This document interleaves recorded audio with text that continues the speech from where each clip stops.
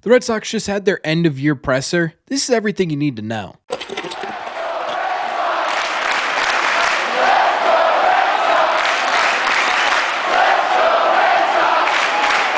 What is going on, everybody? Welcome back to Red Seat Radio. My name is Corbin. Just a couple of hours ago, Alex Cora, the coach of the Red Sox, Craig Breslow, baseball operator, really GM of the Red Sox, and Sam Kennedy, representing the owners because they were not there, sat down and did their end-of-year press conference with Red Sox media, and there were absolutely a lot of things that we need to talk about. So what we're going to do in today's video is give you guys basically the highlights, all the big stories that are going to come out of this Red Sox presser and what you need to know about what they could be planning for this offseason. Thank you all very much for clicking on this one.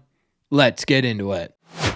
Okay, so I think the best way to sort of break this press conference down is go through the highlights of each person individually, starting with Alex Cora, who honestly didn't really have a lot of headline-making quotes, right? A lot of what he was talking about was the intricacies of the day-to-day stuff. There were a couple of interesting things, though, that I think you absolutely should know about as we go forward through the offseason. One of the first ones, he was asked basically what was the big thing that you think you can improve on to avoid a late September collapse like we've seen over the last couple of years. That's obviously really important to any Red Sox team that's hoping to have success in the future, and his answer was actually pretty simple. It was just physicality, getting guys into better shape coming into the year and staying in that shape throughout the season, getting stronger so that their bodies maintain better in the second half. He pointed to Jarren Duran as a key example of this, also noting this isn't towards this quote specifically, but I just wanted to say one of the things that he mentioned in this press conference is that Jarren Duran, Rafael Devers were big sort of leadership models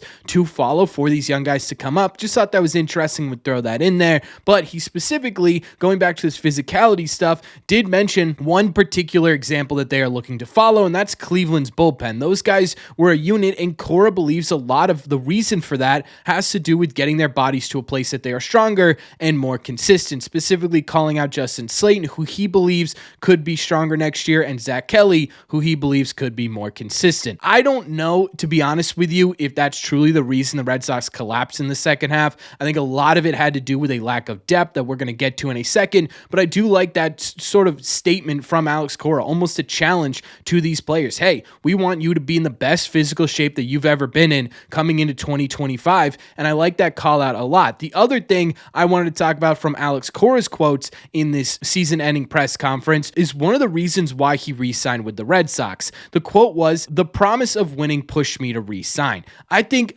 we all kind of assumed that there had to have been some sort of guarantee or promise of investment from ownership to Alex Cora to get him to re-sign. This kind of confirms all of that suspicion. I really like the fact that Alex Cora was confident enough that the Red Sox ownership will actually be able to invest truly to their potential in this team, that he re-signed here. I think that's really big positive in terms of what type of confidence we should have in this ownership group coming into 2025. But again, we've talked about it 1,000 times. At this point, ownership's words mean absolutely nothing until they're backed up, and I'm sure it's the same case for Alex Cora. So those are the quotes that I wanted to highlight from Cora's portion of this press conference.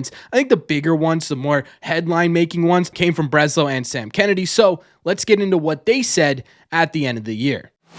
For Kennedy's perspective, there was a lot here. I'm going to try and get through as much as I can without making this video 40 hours long. So we're just going to kind of roll through quotes here. The first one being about the payroll. Obviously, that question was asked as it's been a main highlight of Red Sox ownership over the last couple of years. His quote for that is, "It's been a hallmark of this organization that we've been willing to invest in major league payroll in all aspects of baseball operations."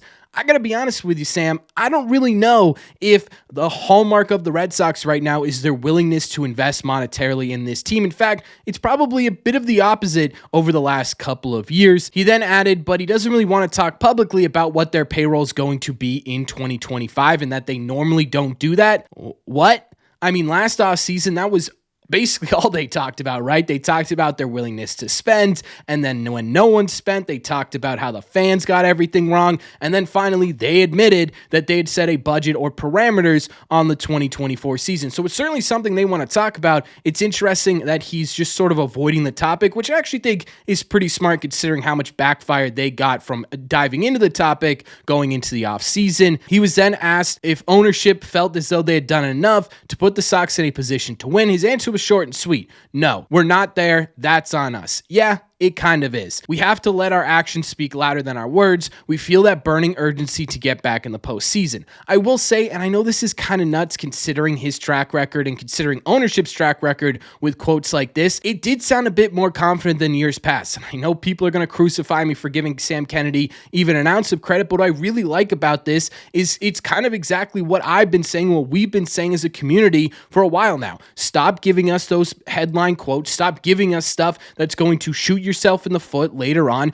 and just simply let your actions speak for you, right? Don't dive into how much money you're going to spend. Don't dive into how much you're going to improve this team or how much you're invested in this product. Just show us. Show us and we will finally believe you. And that had a lot to do with a question asked about whether or not fans should believe in this ownership group. And I do think that was the right response. Again, do I believe it? We're going to have to see it, but I do think it was the right thing to say. Then he went on, there were a couple more here, like defining what they think is a successful season, which he said playing baseball in October, talking about what he saw from the season, quote, the building blocks of that next great Red Sox team we hope are in place. To me, a lot of Sam Kennedy's responses were just sort of word salad, right? I don't think I expected anything else, but at this point, anything that comes out of anyone who's representing ownership's mouth, and this isn't totally a fault of Sam Kennedy, it's the job that he's been told to do, I just don't believe. I won't believe it until they say it. He said it in this article or in this presser that, hey, our words mean absolutely nothing, and you're damn right they do. They don't mean anything because for the last couple of years, every single word that has come out of anyone in the ownership's mouth has immediately proven wrong and immediately angered the fan base. So I do like a lot of the aspects of what he said in this presser. I think a lot of what he said was true, and it's supposed to be enlightening. It's supposed to be, oh man, this is the year that they invest. But again, until they actually do that, all we could do and take from this press conference is simply just, okay, is he setting us up for another year of, boy, we're going to have to come back to those quotes, or is it something that they're actually willing to get behind? Now, Craig Breslow had a lot more interesting stuff in terms of what they could be looking at for their actions this offseason. So let's get into those and talk about what Craig Breslow said.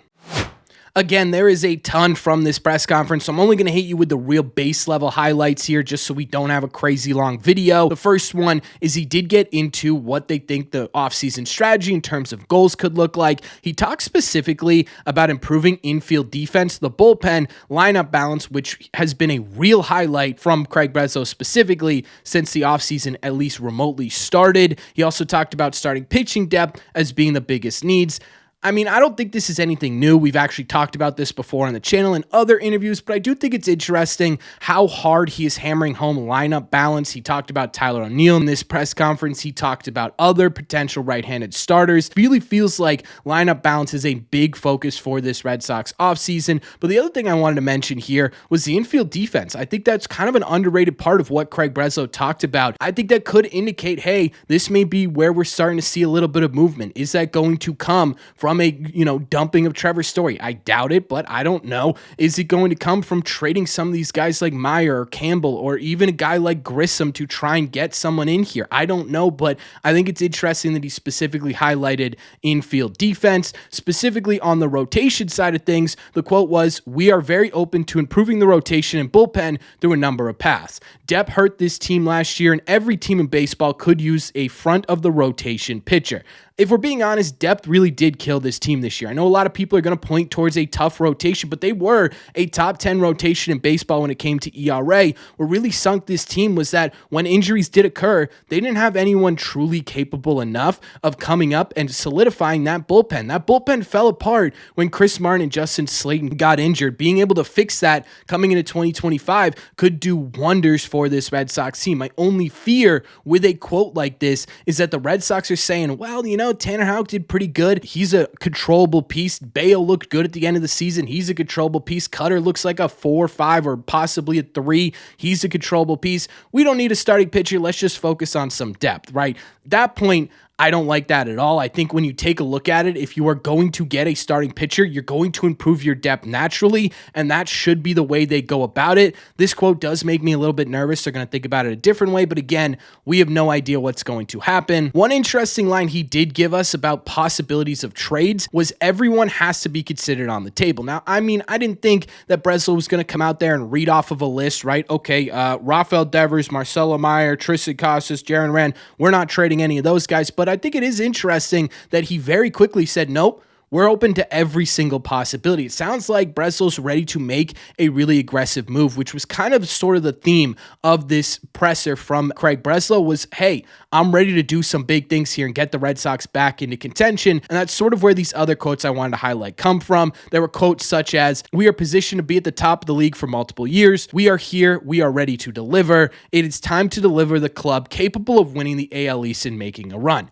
If we're being honest and taking a look at all of this in totality, at this whole press conference, it was very similar in terms of tone as it was to last year. Now, obviously, they're correct in that there's a lot more potential possibilities this offseason. The Red Sox are in a better place this year than last year, but if you kind of take out the actual meaning of the words and just sort of look at the tone, it was sort of the same thing, right? Kennedy being adamant that this ownership is ready to invest, Breslow saying they're going to be aggressive and look at all avenues. It's sort of the exact same thing, and that does make me a little bit nervous. At this point, what I will say, though, is that I do think the Red Sox genuinely are in a position this offseason to back some of that up, especially from the Craig Breslow side of things. If his focus is going to be on trades, he has a lot more trade chips than he had last year, and he has a lot more trade chips than I would say a majority of Major League Baseball does. They have all the opportunity in the world to make this team much better coming into 2025. Now it's about taking advantage of that and actually going out and doing it. If the Red Sox fail to meet expectations this offseason, it will just flat out be malpractice at this point, right? They are in such a prime position to be very good for a very long period of time. And if they can't take advantage of that now, it is going to be utter desperation amongst the Red Sox fans. So I think they know that. And I am kind of confident based off of this presser. I know people are going to flame me for that because we've been bit by this snake 1,000 times before. But what else am I supposed to be, right? Going into this offseason, not believing a damn word that comes out of any of those guys' mouths is going to make this whole thing a bit more depressing. So for now, I'm cautiously optimistic. But again, like I said with Kennedy, none of this means anything if you're not willing to back it up. And the only way we're going to be able to feel that out is whether or not they actually back it up over the next couple of months. So we got a lot to look forward to, or at least a lot to get disappointed about. So until that happens, let me know in the comment section down below. What do you think about all this? What do you think about the quotes? If you watched the presser, was there anything that stood out that I didn't mention? And does this give you any confidence, or does it remove some of your confidence going into this offseason? Let me know all your thoughts on the Red Sox season-ending presser in the comment section down below. As always, if you made it to the end of this video, do me a favor. Make sure you guys have hit that subscribe button if you haven't already. If you're new here, we talk Red Sox content almost every single day. Also, make sure you guys have hit the like button on this video as well. It just simply helps out a ton. Best way to let me know you're enjoying the content. Again, if you want to listen instead of watch these episodes, all you got to do is head over to your favorite podcasting app and look up Red Seat Radio. Thank you all very much for clicking on the second video of the day, and I will see you all in the Red Seats.